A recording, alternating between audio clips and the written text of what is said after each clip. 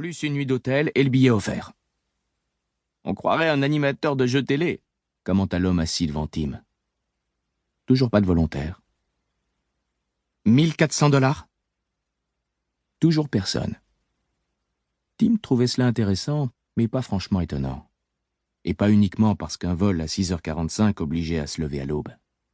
La plupart de ses compagnons de classe éco étaient des familles qui rentraient chez elles après avoir visité diverses attractions en Floride, des couples dont les coups de soleil trahissaient les amoureux de la plage, et des types baraqués, rougeaux, à l'air agacé, qui géraient dans la grosse pomme des affaires qui leur rapportaient sans doute bien plus que 1400 $.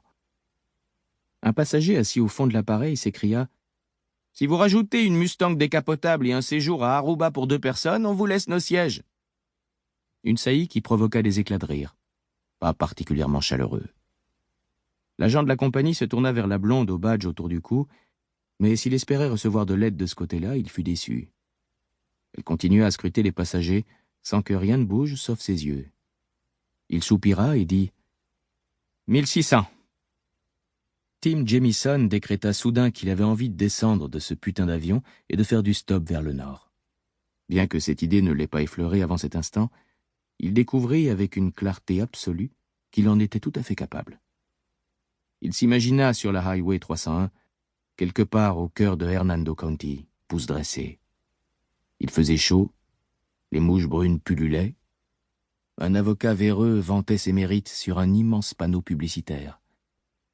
Take It on the Run de REO Speedwagon sortait à plein volume d'une grosse radiocassette posée sur un parpaing servant de marchepied à une caravane garée à proximité, devant laquelle un type torse nu lavait sa voiture.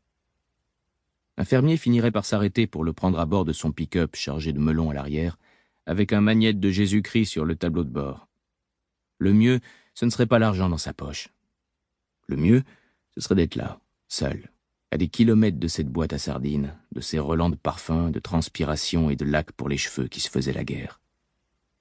Juste après viendrait le plaisir de presser le sein du gouvernement pour en extraire quelques dollars de plus. Tim se mit debout, dévoilant sa taille normale, 1,75 m et des poussières, repoussa ses lunettes sur son nez et leva la main. « Si vous allez jusqu'à 2000 $ plus le remboursement de mon billet en liquide, mon siège est à vous. » 2. Le bon d'hébergement correspondait à un hôtel miteux situé à l'extrémité d'une des pistes les plus fréquentées de l'aéroport international de Tampa. Tim s'endormit au son des réacteurs et se réveilla avec la même musique, avant de descendre pour avaler un œuf dur et 2 pancakes caoutchouteux au buffet du petit-déjeuner.